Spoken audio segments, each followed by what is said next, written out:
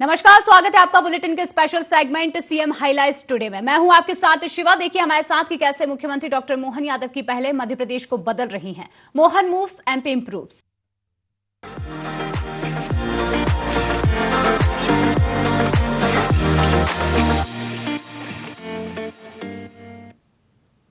शुरुआत करेंगे खबरों की, जहां पूर्व प्रधानमंत्री और भारत रत्न अटल बिहारी वाजपेयी की 8वीं पुण्यतिथि पर श्रद्धांजलि कार्यक्रम आयोजित किया गया। मुख्यमंत्री डॉक्टर मोहन यादव ने शौर्य स्मारक के पास अटल जी की प्रतिमा पर माल्यार्पण कर उन्हें श्रद्धांजलि दी। इस दौरान बीजेपी के प्रदेश पदाधिकारी, जनप्रतिनिधि और कार्यकर्ता मौजूद रहे। वक्ताओं ने अटल जी के राष्ट्र निर्माण, लोकतंत्र, राष्ट्रवाद और सुशासन में योगदान को याद किया। वहीं परमाणु परीक्षण, कारगिल युद्ध और विदेश नीति में उनके नेतृत्व को भी स्मरण किया गया। कार्यक्रम में अटल जी के विचारों को नई पीढ़ी के लिए प्रेरणा स्रोत बताते हुए उनके सपनों का मजबूत और आत्मनिर्भर भारत बनाने का संकल्प लिया गया। तो वहीं बता दें कि पूर्व पीएम अटल बिहारी वाजपेयी की पुण्यतिथि पर सीएम डॉक्टर मोहन यादव उन्हें नमन करते नजर आए और अटल जी के योगदान को याद करते नजर आए। आत्मनिर्भर भारत बनाने का संकल्प भी लिया गया।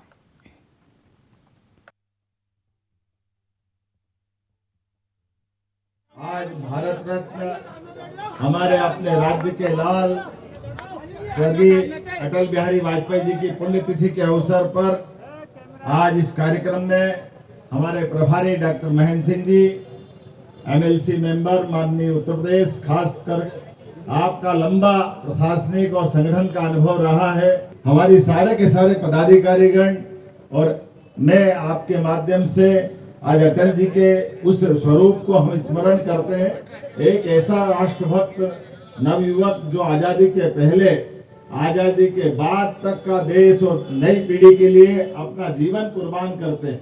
अटल जी के जीवन के अलग अलग समय के उनके किए गए योगदान को स्मरण करें तो राष्ट्र धर्म के प्रकाशन से लेकर करके सभी प्रकार के साहित्य के प्रकाशन में अटल जी की अपनी एक भूमिका रही है। एक राजनेता, एक कुशल प्रचारक और देश के प्रधानमंत्री हो या अपोजिशन के लीडर हो, हमेशा उनकी जो भूमिका हुई है ना भूतो ना भविष्यति। मैं मान के चलता हूँ अटल बिहारी वाजपेयी जी के एक एक तरीके से काम करने का जो उनका रोल है। और हम याद करें जब भारत पाकिस्तान के बीच बांग्लादेश के घटनाक्रम घट रहे थे, ऐसे समय में दृढ़ता के साथ अपोजिशन के नेता होने के बावजूद भी उन्होंने तत्कालीन प्रधानमंत्री इंदिरा गांधी जी के साथ कदम से कदम मिलाकर के उस भाव का प्रकटीकरण का जिससे लोकतंत्र गौरवान्वित होता है। हमको याद होगा जब उनने अपने पहली बार संयुक्त राष्ट्र संघ में जाकर के भाषण देखने का मौका आया तो राष्ट्रभाषा को गौरवान्वित करने का मौका दिया।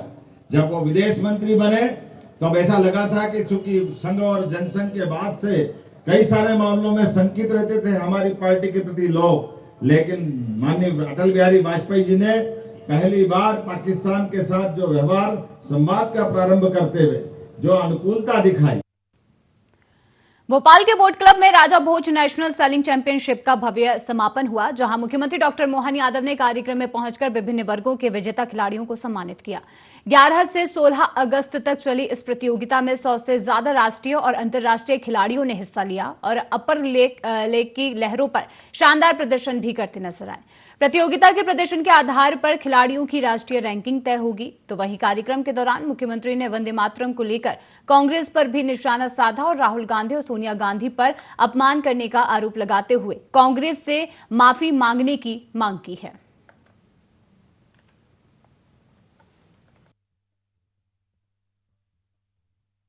लगातार तीसरे दिन एक ही स्थान पर आकर के हर दिन एक अलग कार्यक्रम का आनंद लेना ये थोड़ा कठिन भी जाता है, लेकिन आपकी आयोजना रचना इतनी अच्छी रहती कि रोज लालायित करती है, रोज बुलाती है। सब कुछ छोड़ के यहाँ जरूर आओ। अपनी प्रतिभा, क्षमता, योग्यता के साथ अपने इस खेल के माध्यम से जो महारत हासिल कर रहे हैं, मैं नेशनल सेलिंग चैंपियनशिप के इस आयोजन में सभी खिलाड़ियों, प्रशिक्षकों और प्रेमियों को खासकर बधाई देना चाहूंगा। मुझे इस बात की प्रसन्नता है कि ये जो आयोजन हुआ है उस आयोजन के दरमियान भी 12 क्लब, 87 खिलाड़ियों ने 110 रेस में जो अलग अलग प्रकार से टैलेंट और ट्रेनिंग का जोरदार प्रदर्शन किया है, मैं आप सभी को आपके उज्जवल भविष्य की कामना करता हूं, बधाई देता हूं कि इसमें नेशनल सेलिंग स्कूल भोपाल को पहला, navy youth sports club Goa को दूसरा और सिकंदराबाद को तीसरा स्थान मिला। जोरदार बधाई दें उन सभी को। नेशनल सेलिंग में 12 क्लबों ने 87 खिलाड़ियों के माध्यम से जो प्रतियोगिता संपन्न की, इसमें हमारे national school of sailing club Bhopal को पहला पुरस्कार मिला।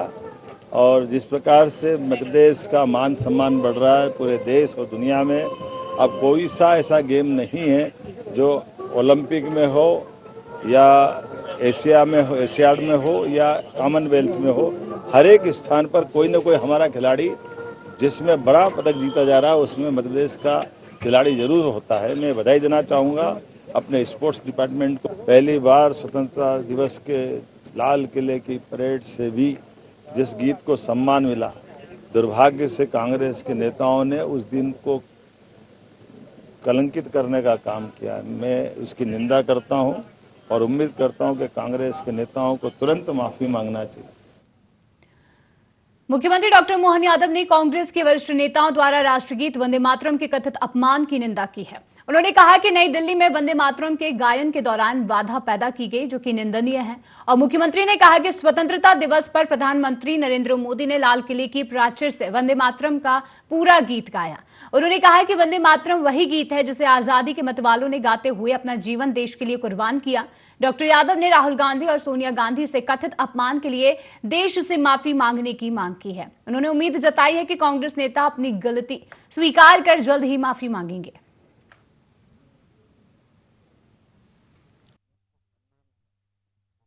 वंदे मातरम गान से पूरा देश एक तरह से गौरवान्वित हो रहा था।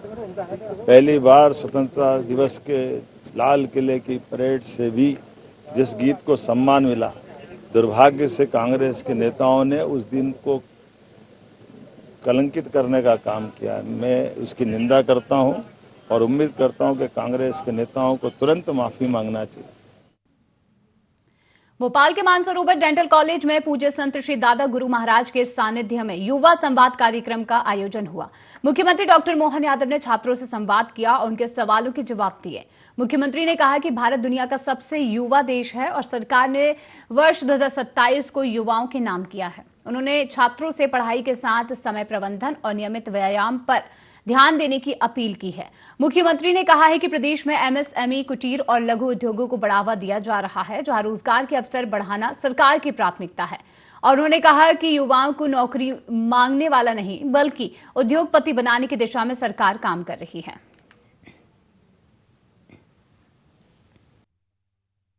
देखिए, मैं दो तरह से बताना चाहूंगा कि हमारे यहाँ राज्य के अंदर उद्योग धंधों की हमारी वैसे तो 3 कैटेगरी है। वैसे तो बहुत सारी चीजों से रोजगार मिलता है, लेकिन अपने राज्य के अंदर की जो संभावना है हम उस पे सब पे काम कर रहे हैं। उदाहरण के लिए आपको अगर उद्योग की बात करूँगा तो उद्योग हेवी इंडस्ट्री में नई टेक्नोलॉजी के बलबूते पर हमारा माइनिंग से लेकर बहुत सारे प्रकार की संभावना है, फूड प्रोसेसिंग से लेकर सभी क्षेत्रों में।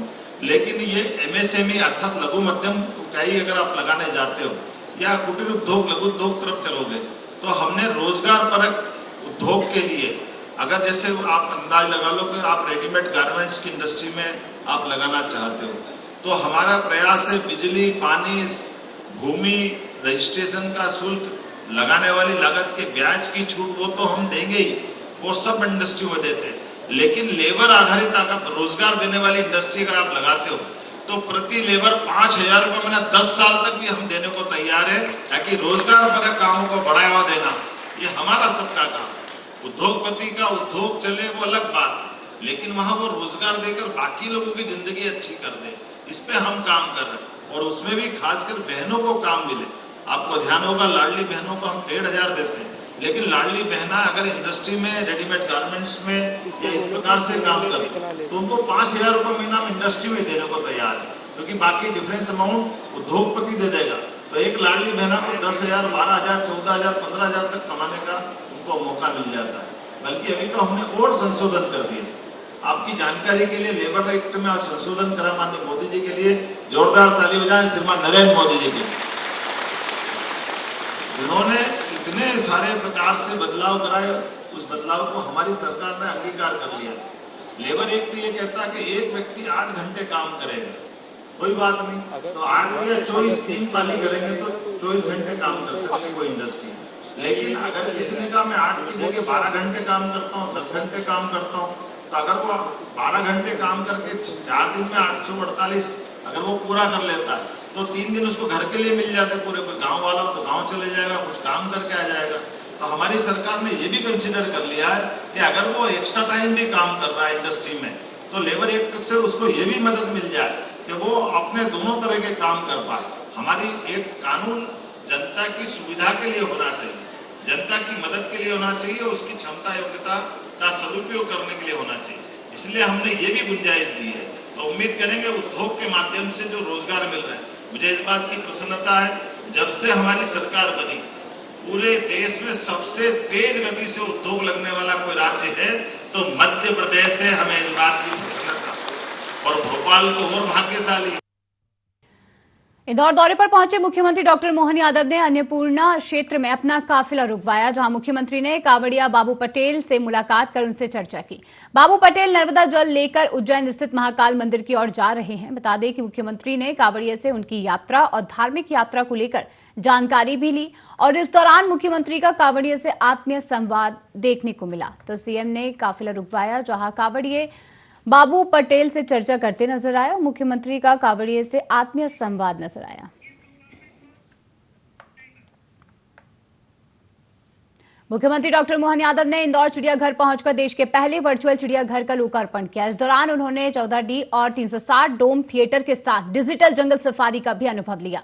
मुख्यमंत्री ने कहा कि बच्चों के मनोरंजन और ज्ञानवर्धन के लिए तैयार किया गया यह देश का पहला 14D थिएटर है, और उन्होंने कहा कि अब तक इस तरह के थिएटर विदेशों में देखने को मिलते थे, लेकिन इंदौर में भी यह सुविधा अब उपलब्ध कराई जा रही है। मुख्यमंत्री ने थिएटर में डिजिटल जंगल सफारी का लुत्फ उठाया और इंदौर नगर निगम के महापौर सहित पूरी टीम को बधाई दी।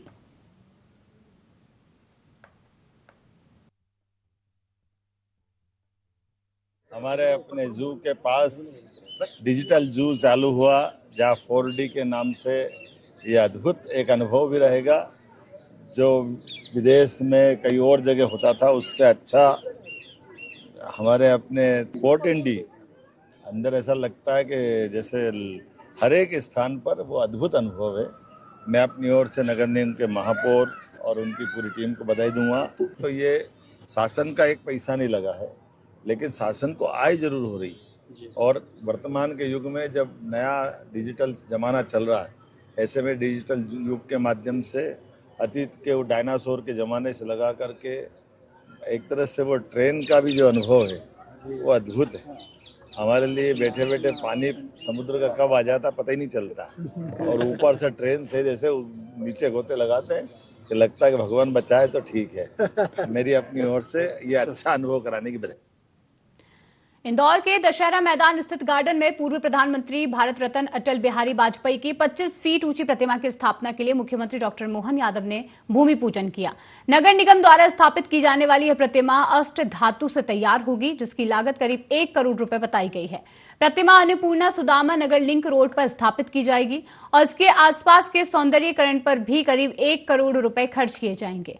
मुख्यमंत्री ने अटल बिहारी वाजपेयी को याद करते हुए उनके व्यक्तित्व और संस्मरणों को साझा किया है। कार्यक्रम में नगर निगम के जनप्रतिनिधि और अधिकारी मौजूद रहे।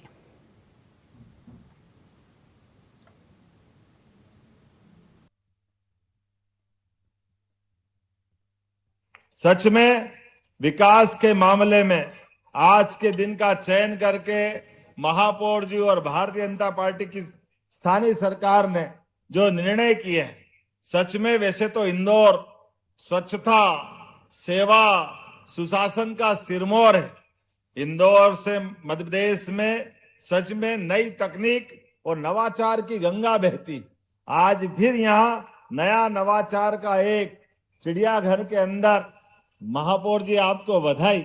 पैसा सरकार का नहीं लगेगा, लेकिन लगने वाले यूनिट में सरकार का हिस्सेदारी जरूर होगी, जिनके माध्यम से वो अपना अतीत का पृथ्वी की उत्पत्ति के समय के जुरासिक पार्क जैसे डायनासोर, उस जमाने के वो डायनासोर भी आपको चिड़ियाघर के अंदर डिजिटल रूप से चश्मा लगा करके कुर्सी पे बैठो, ऐसा लग रहा कि गर्दन आप ही की पकड़ लेगा सीधी, ऐसा एहसास कराता। बड़े बड़े सांप और तमाम प्रकार के जानवरों के बीच जो एहसास कराते हैं वो अद्भुत है। लेकिन चिड़ियाघर के अलावा भी और भी बहुत सारी सौगात। स्वर्गीय अटल जी की प्रतिमा, अटल जी का इंदौर से बहुत गहरा संबंध। हमारे लिए तो सौभाग्य की बात है, वो मध्य प्रदेश की माटी के सपूत, राष्ट्रनीति के शिखर पुरुष और राजनीति के अजात शत्रु स्वर्गीय अटल बिहारी वाजपेयी जी का जीवन पक्ष में हो तो बेहतर शासक और विपक्ष में हो तो प्रतिपक्ष की भूमिका भी उसी गरिमा से निभाने वाले जोरदार अभिनंदन करें अटल बिहारी वाजपेयी जी के लिए।